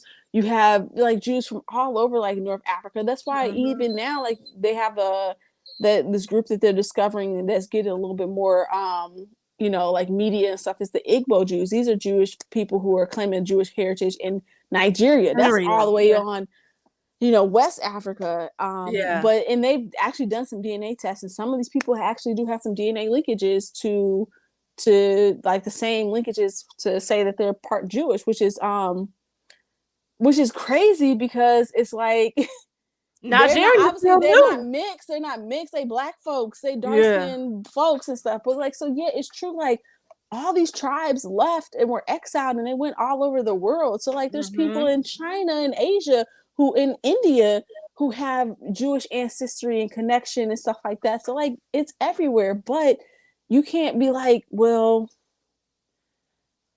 you can't be like but these people are not Jewish or these people are white and stuff like that. Like it's just Yeah. weird because like I feel like you're just discounting the breadth of the flower that is Jewish people and stuff. Okay. Yeah. So but yeah, there's true that they're black Jews, not from my perspective of being a convert to Judaism. There are black people who are Jewish just because they have a Masorah, which means a connection to Judaism. Like there's Yemenite Jews, people from Yemen. Like there's all these different cultures of Jewish Yeah. people that Jewish gets people. like my doula, one of my good friends. Her family's was her mother was Moroccan and her father was Iraqi. Jewish people, Yeah, and I know Orthodox a lot Jewish of people, but she's from Armenian Morocco. Her family's Jews. from Morocco. So it's Yeah. like are you saying she's not really Jewish? Because you know, so it's just weird vibes when you try to assert your identity by denying others their identity. Like I that's to me a yeah, weirdo vibe. that's the part that gets I'm like, and but also I said what in hindsight was funny even about the Kyrie Irving situation. It's just like I'm like I find it strange that you guys are all capping and speaking up for this person when we have somebody that is loudly saying anti-black things And y'all don't to care. us, and we just be like, "Oh, he just crazy." So I'm like, I Exactly. said the two. I said yes, they can coexist, but this like they can't go hand in hand. So you can't say that this person is on his loony bin, or now you want to speak up and cave for this person when Right. he said that for years he's been saying things that have been detrimental to the black Very right. community. Or just like other people. But again, I think it goes back to the whole thing of like we hate on ourselves a lot as an Yeah, individual, then we hate on the other in within our community. So like it's hard for us, it's hard for black people sometimes to take account of or hold other people in our community accountable because yep, then we have to hold ourselves accountable for our own self-hate, yeah, and that's tough because then that hits home. So it's so yep, much easier to be like, nah, they crazy or he tripping, you know. No, it's easier to yeah, be like that versus being like, no, that was wrong. We need to hold this person accountable. You know, think about how long it took for us to hold R. Kelly accountable. We knew back when we was kids, R. Kelly was a weirdo. He was peeing on Yeah. girls, and like he just now getting his reckoning. Like Yeah. it's which I think it goes back to what we were saying earlier about the psychology of self hate and just like I being think not being healed. So we can't. I don't say we can't, but we don't. We don't yeah, because I think because of the history to a certain degree, and it doesn't even logically make sense. The history of turning the other cheek in our culture, like no snitching. So like we glamorize not snitching when something bad happens to each other. And right, I know people, like it's so many people that I know that were molested, and I know people that have told right. and nothing has happened, but it's like, but you told me to tell you, and When but I you're not told you gonna you do don't do you anything, don't do right? anything about Not it. only And it's that, you just say like, it's my fault, or it's just like get yeah, over and it. it's like, well, I'm like, no, like, but so it decreased it creates this weird space of like, I'm tired of us allowing certain things to like, fly by and Proliferate, like, yeah. yeah, and It's so I'm like, weird. yeah, it's really weird. And I think that's the conversation. I'm like, okay, so yeah, I'm like, the issue, I said, what's happening here is that you're seeing a community stick together. And so we don't know what that's like. And so we haven't Right. even experienced that. We don't even niggas will say we look at Malcolm X and Martin Luther King. Like Malcolm X was killed at the hands of his own people. So that's So what I was mean. Malcolm. Yeah, yeah. Like both of them. Okay. So we Like ain't gonna talk about Jesse Jackson today, okay? I do not like Jesse. I am not We a Jesse fan. Jesse is yeah, girl. a So scammer. Jesse's a scammer. oh yeah, he's Sean King. So Okay, and people still ride for Sean King, which is so weird. He's a baby scammer, girl. 100%. Like, So I think that it's also it's us finding that sense of belonging and getting back to basics when it comes to us, because you think for about real. like the neighborhood watch and things that were put in place to look after each other, and think about how we had travel guides created when we people didn't know. So that's part of the argument of like, was segregation still good for like the black community, because then we had to be together Baby, because we couldn't be with the others, so we had to love ours because that's all we yep, had and stuff. And like yep, my grandmother taught in segregated schools in Kentucky when she was a teacher back in the day before segregation was illegal. okay, And she told me, like, it was different. And she's like, I don't want to say, she's like, in certain ways it was better because you know you knew that these teachers loved these kids and they wanted these kids to succeed because these were their kids. These, mm-hmm. these were little black kids. These was our next generation, our, next and greatest generation. But you go from that to going and you're getting taught by somebody who might not even like you as a race, maybe not you Yeah, individually. They definitely don't see you as equal to them. How are you yeah, going to teach somebody 100% and teach them, well, if you don't even like who they are and stuff, yeah, and you're being forced to teach them? So like, in a sense, yeah, like there was, because we had to be together, we had to look out for each other, even yeah. amid, but I would want to live in segregation. Like, I'm not saying I want to go back to that, but we had to have that I know. sense of strongness Yeah, of community. And yeah. that's what Jewish people have had, because in every culture that they've been in every country, in every Nope. civilization, every wherever they've been, they've always been a minority. They're 100% still a minority today. They're a micro minority in a lot of senses, but they had to stick together. And sticking together is like the synthesis of what makes them who they are. And it's not Yeah, meaning they all agree, because Jewish people don't all agree. Like, there's always multiple opinions. Like, that's the whole interpretation of the Torah. There's like so many different interpretations of it because people don't get along, but we gonna ride for each other. Like, I cannot like my brother, but you better not say nothing about my brother. Like, yeah, that's how anybody should be. And it's a shame that when we see this group of people, exhibit qualities that we low key kind of wish we had, that we hate on that versus trying to emulate that in our own self. So it's just, I don't know, it kind of fills me with a little bit of sadness to see like that, yeah, but it's also like it. I hate to use the phrase "it is what it is," but it's a fact. This is yeah. what's this is what's happening in the streets, as they say. So Yeah, it's a lot of work that we have to do and that needs to get done. it's a And I lot of think that unlearning and a a lot of lot of reshaping, unlearning. Yep. and it's a lot Um, of healing the self-hate that we have for ourselves, yeah. that we have to. We can't heal as a community until we heal as an individual. You got to, the love, charity starts at home. You got to love at home and heal your home. Then you can heal your block. Then you can heal your city. Then you can heal your state. You know, you got to go from the micro to go to the macro and stuff. And I think part of the problem sometimes with social media is that you can go straight to the macro because you can post a comment on somebody's, on an Insta story, or somebody's, your post and stuff. And now you're just arguing with somebody hundreds of miles away. And it's just weird because it's like you're not doing anything to actually change the situation, but you have a voice, which, yeah, there's a lot more I can say there. But yeah, Well, it's definitely. wild. Yeah, Yeah. being I definitely understand that being a kid that uh background is in, journalism and stuff, and understanding how media works and social media, and being able to decipher what's real from what's fake, and Mm-hmm. being, like, to me, yes, like social media has, made the world smaller, but it's also to a certain degree, Hate the like, you're word really dumber. seeing how people. Well, I ain't gonna say make them dumb. You seeing how dumb people are. Right. But like, what, people aren't like you. They don't have a degree. Like these, a lot of people, they got no degrees. They A like, lot of even if they people do, they don't, just not, and they that's not ignorant. even. But that's even crazy because it's like that's not even like the bread and butter. It's just like not, like not me trying to one up somebody, but it's just like understanding how the system really works. And some people don't understand how that works and what they say. And some people Mm, do.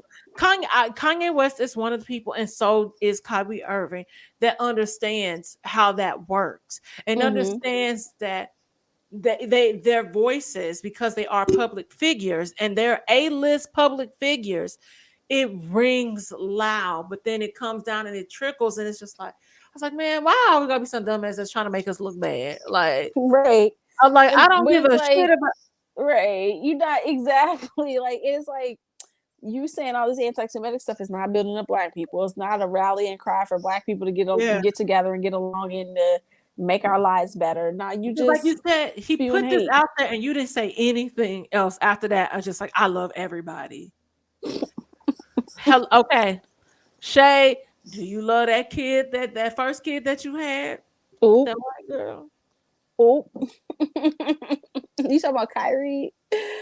Like that's a whole other story. Because like I always said that he low key is a hotep, but like He is. like, and not even He, low key. He's not low key a hotep, but like I think he also is like, he's a colorist because he only dated light skinned women. Like, like let's put it out there. Like all your but see, a babies is lot of people, like, but it goes like you said, the self hate, and then unlearning, like, assimilation, white supremacy, what that looks like, what standards of beauty look like, and just ingraining that, meant like erasing that engraved, the things that have been engraved in our mind, like, right.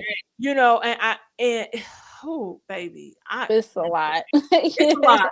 Like, we're gonna have you, like, have it back where it's a series I'm where down, man. Let me we know. break it down, like a lot of stuff, because I haven't even dived into, like, it comes up, the colorism situation that happens, but I don't even think people realize how, on a global scale, how white supremacy has created this space of colorism amongst every Yeah, like, what's community in crazy the is that world. like I mean, I feel like sometimes black people support white supremacy harder than white supremacists. Like if you break it They down in do. certain ways, like we be riding for the white supremacist stereotypes and thoughts harder than some of them be.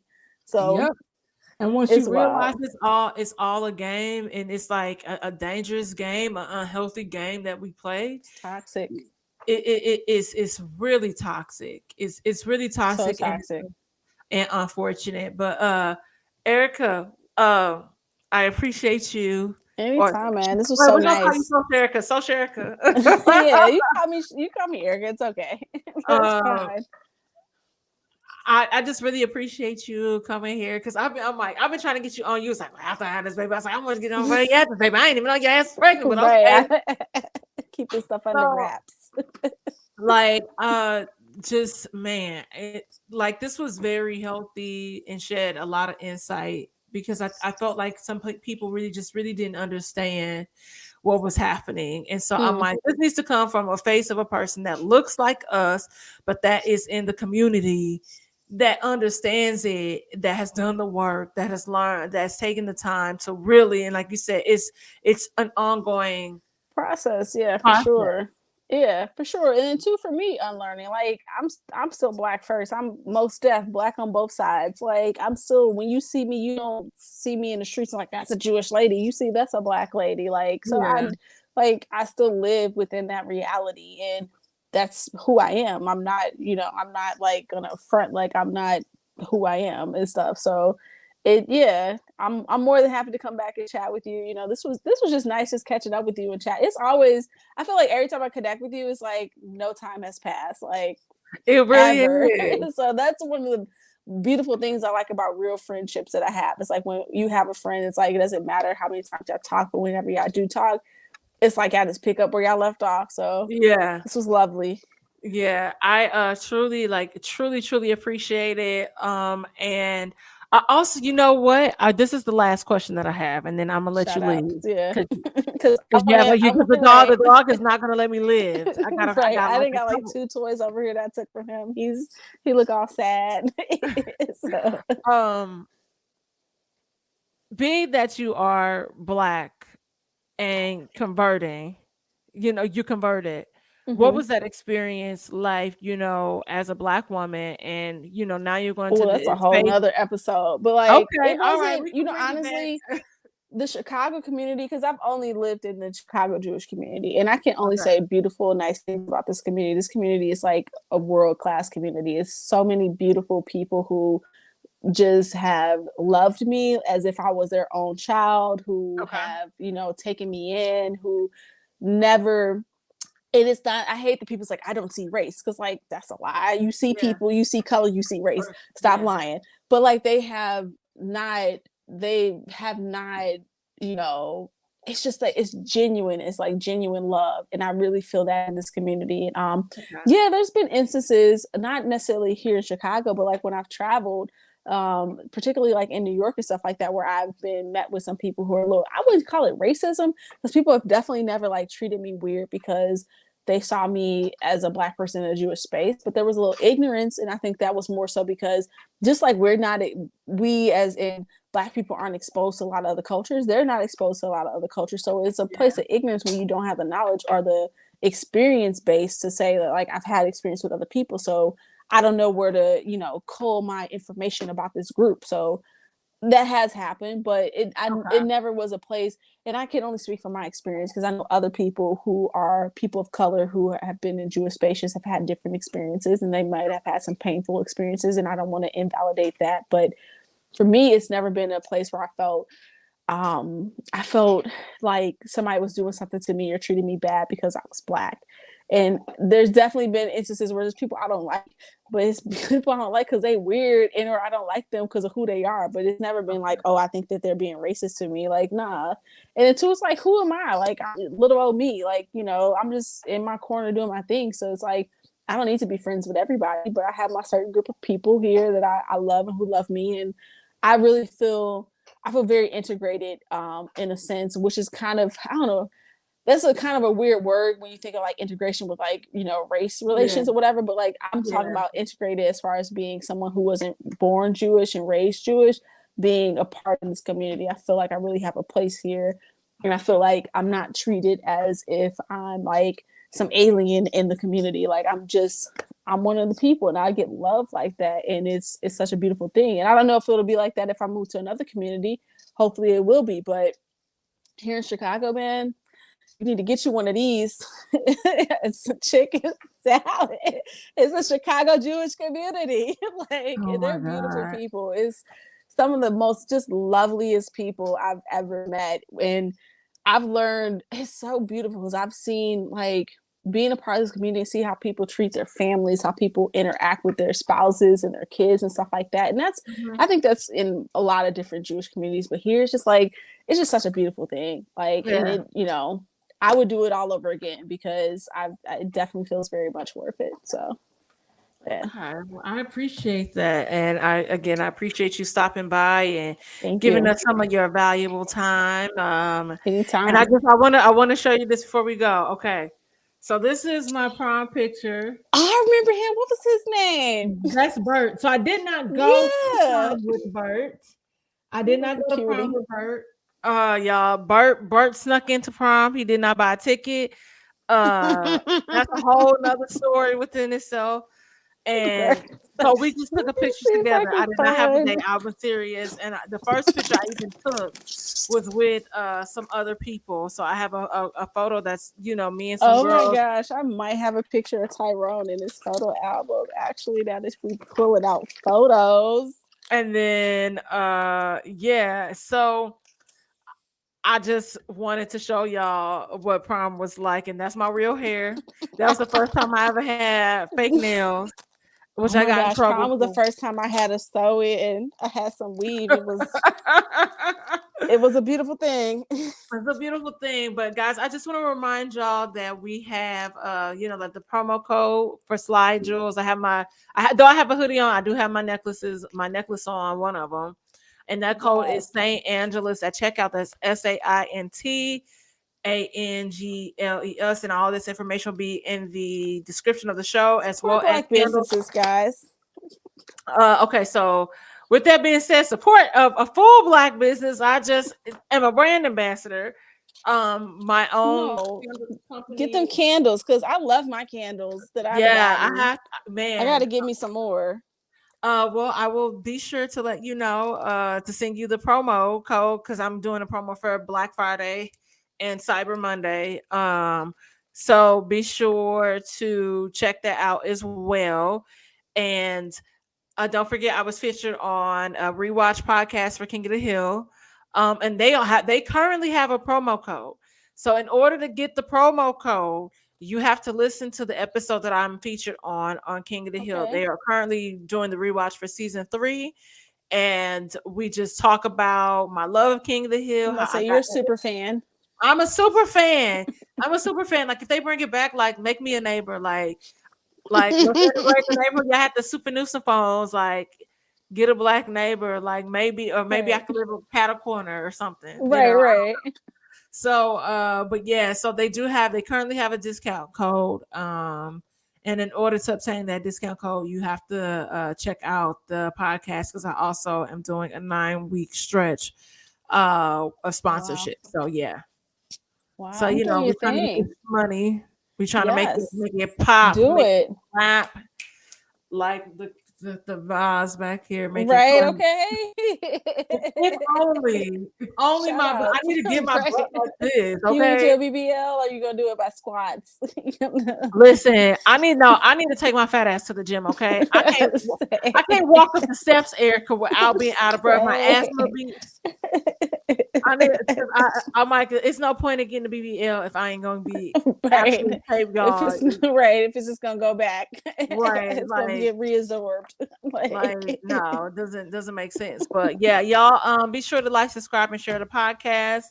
Tell a friend to tell a friend, and we're just trying to get better with time, and you know, get this monetized and keep it moving. And Erica, do you want to tell the people where they can follow you? I mean, I'm really pretty much just on Instagram at _Shana at Instagram. So you can follow me there. I post. It's really a fan page for my daughter at this point, but sometimes I post pictures of other stuff. But yeah, I used to have a podcast of my own with me and 2 of my best friends. This was a while ago. We stopped before the pandemic. So hopefully maybe we can start back up. I got to convince them. But yeah, shout outs. Find me on Instagram, guys. So don't troll me. Don't come for me, Hebrew Israelites. I don't care. I'm gonna hate back. Oh my gosh, I can't. Right. Be out here next week. Right.